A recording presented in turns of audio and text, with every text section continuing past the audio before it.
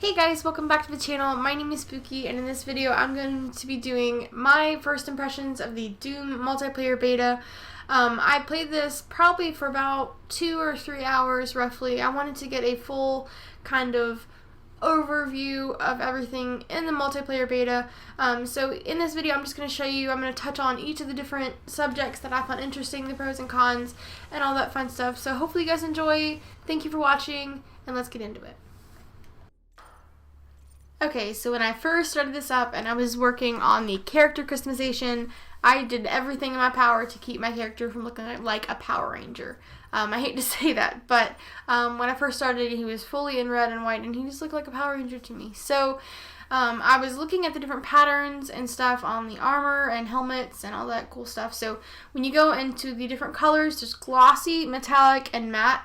These are the different like shades of colors that you can do. As you play through the different matches, you'll unlock new colors and textures as you level up.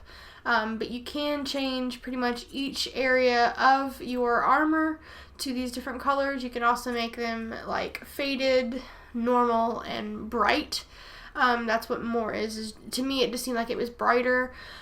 You can do your secondary color, which is like the highlights, as you can see on your chest and arms and legs, and a little bit on your helmet. You know, they give you the first basic colors to choose from.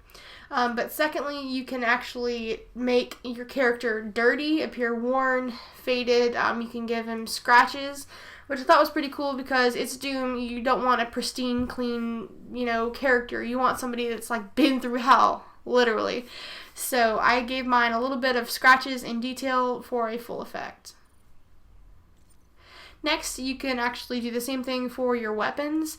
They give you 3 different patterns to start out with. My favorite was the cracked, but I went with this one because this looks kind of like a space gun. It looks futuristic to me, so I wanted to give it that futuristic kind of look. But the same thing, you have the 3 different intensities for the weapon, as well as your secondary color, which is your highlight. As you see, the blue, this is the bright color. This is the highlight of the weapon. So you have the basic colors, and as you play, like I said, you'll unlock new colors for your weapons as well.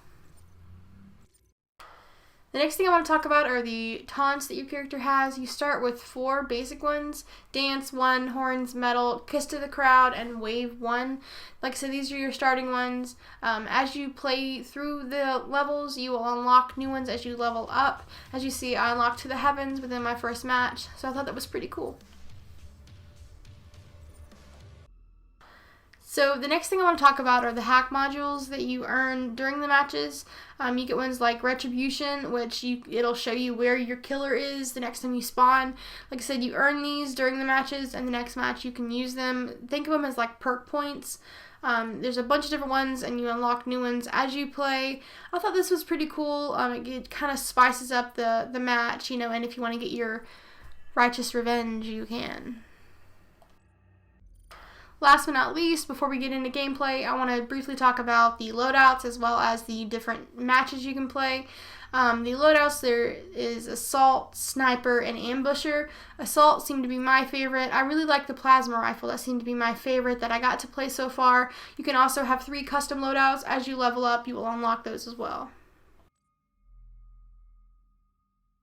Alright, so there's 3 different types of playlists. You can play Team Deathmatch, Warpath, and Random. Warpath to me seemed like Domination, and Team Deathmatch is obviously Team Deathmatch. I like Warpath, I like Domination, so I thought that was pretty cool. Let's get straight into gameplay. These glowing green fragments you see around the world, these are your shields, or your armor, so to speak. As you see your health bar in the bottom left-hand corner, your armor bar is directly above that. Also, when you die, you drop your armor, so the enemy can pick it up and use it for their own character. So the next thing I'm going to talk about is when, I guess about halfway through the match, the enemy team has the opportunity to summon a demon through a rune, and the enemy becomes extremely tough, a demon, so to speak. But if you kill the demon, you get extra points, or if you can stop them from summoning the demon with the rune. So I thought that was pretty cool as well. As you can see, my first match did not go very well. This was my very first match.